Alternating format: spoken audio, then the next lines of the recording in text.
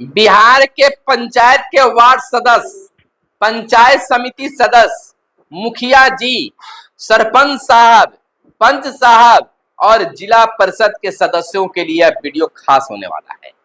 और वार्ड सदस्यों के लिए, मुखिया जी के लिए, सरपंच साहब के लिए पंचायती राज विभाग ने एक खास गाइडलाइन जारी किया है। कहा है कि अगर जो भी पंचायत प्रतिनिधि अगर 6 महीने कि अगर सजा काटते हैं, सजा होती है, तो उनकी सदस्यता भी समाप्त हो जाएगी और वह पंचायत चुनाव नहीं लड़ेंगे। यह खास गाइडलाइन पंचायती राज विभाग ने जारी कर दिया है और सभी डीएम को पत्र भी भेज दिया है। नमस्कार, मैं हूं आपके साथ सुनील और आप इस समय देख रहे हैं अपना खास कार्यक्रम गांव की सरकार। गांव की सरकार इस खास कार्यक्रम में आपके लिए एक बड़ी खबर लेकर आए हैं कि 6 माह की सजा वाले नहीं लड़ेंगे अब पंचायत के चुनाव। पंचायती राज विभाग ने जिलाधिकारी को भेजा है पत्र। आपको बता दें कि यह मार्गदर्शन पूरे राज्य के लिए मानक होगा। 30 दिसंबर 2023 को पत्र लिख जहानाबाद डीएम ने मार्गदर्शन मांगा था।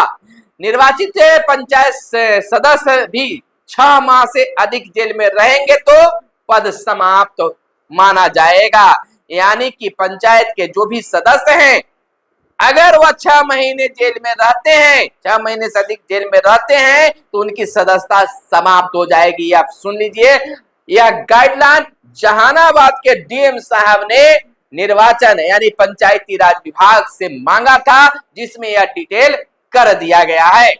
अब कुछ चुकी परंतु वाली बातें नहीं रह गई है। हम आपको बता दें कि अब 6 माह से अधिक कारावास की सजा पाने वाला व्यक्ति, मुखिया, सरपंच, पंचायत समिति सदस्य सहित पंचायत प्रतिनिधि, वार्ड सदस्य, पंच साहब अब चुनाव नहीं लड़ सकेंगे जो 6 महीने की कारावास पाली है। इस संबंध में पंचायती राज विभाग बिहार सरकार के अपर मुख्य सचिव मिहिर कुमार सिंह ने जहानाबाद के जिला पदाधिकारी को भी पत्र लिखकर बता दिया है। जहानाबाद के डीएम, हम आपको बताते चले कि जहानाबाद के डीएम साहब ने न्यायालय द्वारा सजा याफ्ता व्यक्ति के वार्ड सचिव का चुनाव लड़ने के संबंध में पंचायती राज विभाग को 30 दिसंबर 2023 को पत्र लिखकर मार्गदर्शन मांगा था। जहानाबाद जिला को भेजा गया यह मार्गदर्शन पूरे राज्य के लिए मानक होगा। अपर मुख्य सचिव ने पत्र में कहा है कि पंचायती राज विभाग की राय है कि 6 माह से अधिक के कारावास से दंडित कोई व्यक्ति, चाहे वह पंचायत प्रतिनिधि का चुनाव लड़ना चाहता हो या ग्राम पंचायत के तहत स्थित किसी वार्ड के वार्ड सचिव का लोक जीवन में शुद्धता बनाए रखने के उद्देश्य से ऐसे व्यक्ति को ताउम्र इसकी अनुमति नहीं दी जा सकती है। चूंकि वार्ड सचिव निर्वाचित वार्ड सदस्य के साथ और उसके अधीन काम करता है और वार्ड क्रियान्वयन एवं प्रबंधन समिति का पदेन सचिव होने के नाते राशि की निकासी में वार्ड सदस्य के साथ संयुक्त हस्ताक्षरी भी होता है। इसीलिए सजा याफ्ता व्यक्ति को वार्ड सचिव के रूप में चुनाव लड़ने की योग्यता प्राप्त नहीं है। गौरतलब हो कि राज्य के 8053 पंचायतों में 1,17,000 वार्ड हैं। इसमें वार्ड सचिव का चुनाव होता है। प्रत्येक पंचायत में एक मुखिया, एक सरपंच निर्वाचित होते हैं। तो कुल मिलाकर यह कह सकते हैं कि चाहे आप वार्ड सदस्य हो, वार्ड सचिव हो, मुखिया जी हो, सरपंच साहब हो, कोई भी व्यक्ति हो, कोई भी पंचायत प्रतिनिधि हो, अगर आपको 6 माह की सजा हो गई है, 6 माह की जेल काट लिए या काटने वाले हैं, तो आपकी सदस्यता खत्म हो जाएगी और आपको चुनाव नहीं लड़ने दिया जाएगा। आपको बताते चले कि पंचायत प्रतिनिधि के रूप में निर्वाचित किसी व्यक्ति को न्यायालय द्वारा 6 माह से अधिक की सजा होती है तो उसकी सदस्यता खत्म हो जाएगी। जेल जाने की स्थिति में मुखिया का काम उप मुखिया और इसी तरह अन्य प्रतिनिधि का काम भी दूसरे प्रतिनिधि करेंगे। इस बार शिकायत मिलती है कि कई बार शिकायत मिलती है कि 6 माह से अधिक सजा काट कर आने के बाद फिर अपने पद पर काम करने लगता है। प्रखंड और जिला स्तर के अधिकारियों के साथ मिली भगत कर सजा याफ्ता लाभ उठाते रहे हैं। अब इस मामले पर भी विभाग सख्त हो गया है। अब आपकी घालमेल नहीं चलेगी। सजा काट के आने के बाद भी अब उस पद पर आप नहीं रह सकते हैं। पद मुक्त आपको कर दिया जाएगा जैसे ही आपको सजा मिलेगा। वार्ड सदस्य जो लगातार इस तरह की बातों के लिए मांग किया करते थे कि गाइडलाइन क्या है, गाइडलाइन क्या है, तो अब पंचायती राज विभाग ने इस तरह के गाइडलाइन जारी कर दिया है। ऐसे भी अब मान लीजिए कि अब चुनाव भी बहुत नजदीक आ रहा है। पंचायती राज विभाग में यानी पंचायतों के विकास के लिए अब वार्ड सदस्य के लिए, मुखिया जी के लिए, पंचायत समिति के लिए, सरपंच साहब के लिए फिर से चुनाव बहुत नजदीक आ गया है। अब 24 चल रहा है, 25-26 में चुनाव होंगे, यानी कि कुल मिलाकर साल 1.5 साल की अब बात रह गई है। तो अब इस अवस्था में तमाम गाइडलाइन धीरे धीरे अब आना शुरू हो गया है। ऐसा माना जा रहा है कि अब जैसे ही लोकसभा चुनाव के बाद विधानसभा की चुनाव हो जाएगी, उसके बाद पंचायत प्रतिनिधि बनने के लिए भी रणनीति बनाना लोग शुरू कर देंगे।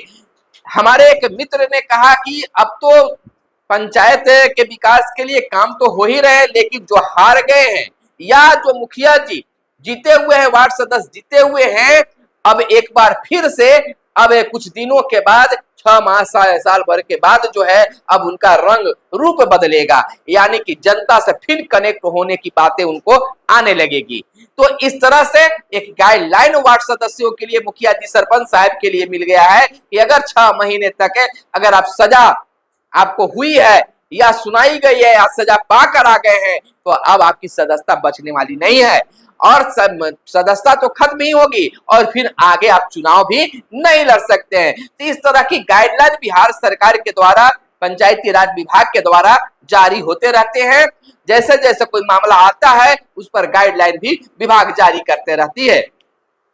लेकिन अभी भी वार्ड सदस्यों की ये मलाल है कि इस तरह की बातों पर कितना जल्द स्टेप ले लिया जाता है, लेकिन अब तक वार्ड सदस्य के पद तो बना दिए गए हैं, उन्हें काम नहीं दिया जा रहा है, उनका कोई महत्व नहीं है। विभाग से लगातार वार्ड सदस्य मांग कर रहे हैं, फिर भी इस बात पर सरकार और ना पंचायती राज विभाग की ध्यान है। अगर नकारात्मक बात होती है तो सरकार या विभाग जो है, जैसे इस बात को जो फैसला ली है, भले ही दिसंबर में पत्र लिखा गया हो और अप्रैल तक ये बातें सामने आई है, तो फिर भी इतने दिनों के बाद भी हमारे कर्तव्य और अधिकार को सही रूप से सामने लाने का काम सरकार, बिहार सरकार और पंचायती राज विभाग के द्वारा नहीं लाया गया है। तो आखिरकार सरकार क्यों पद बनाई है, यह कहना है बिहार के वार्ड सदस्यों के लिए। तो निश्चिंत रहिए, जो भी शेड्यूल बनाया गया है उस शेड्यूल से सरकार जो है अपने पंचायत प्रतिनिधियों की काम करा रही है। तो लगातार इस तरह से बातें सामने हैं, मुखिया नहीं वार्ड सदस्य ही कराएंगे 7 निश्चय के तहत नल जल और गली नली का काम। यह 7 वर्ष पहले की बात थी, यानी कि इस तरह की बातें हुआ करती थी। 2023 में भी यह बातें सामने निकल कर आई, लेकिन कहां उन्हें नल जल के काम कराने के लिए मिल रहा है। मुखिया, वार्ड सदस्य, सरपंच का बढ़ेगा मानदेय, सीएम नीतीश का ऐलान भी किया गया था। कितना कुछ लाभ मिला है यह आप समझ सकते हैं, यह जान सकते हैं। तो इस तरह की घोषणाएं होते रहती है, काम चलते रहती है, गाइडलाइन जारी होते रहता है।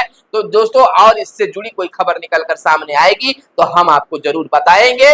तब तक के लिए हमें इजाजत चाहते हैं, लेकिन उससे पहले कहना है कि एक बार फिर से आप देख लीजिए कि चैनल को सब्सक्राइब किए हैं कि नहीं, क्योंकि अब चुनाव भी नजदीक आ रहा है और हर गाइडलाइन आपको हम बताएंगे कि किस तरह से आपको फॉर्म भरना है, किस तरह से आपको अपने क्षेत्र में जाकर चुनाव की तैयारी करना है। इस तैयारी 1 साल पहले से होना शुरू हो जाएगा। कब फिर घोषणा होगी चुनाव की यह कहा नहीं जा सकता है। तो आप हमारे इस चैनल को जरूर सब्सक्राइब कर लीजिएगा, ताकि आपको चुनाव लड़ने में या अपने हक और अधिकार को पाने में कोई दिक्कत नहीं हो। फिर मिलेंगे अगले वीडियो में, तब तक के लिए दीजिए इजाजत। जय हिंद, जय भारत, वंदे मातरम।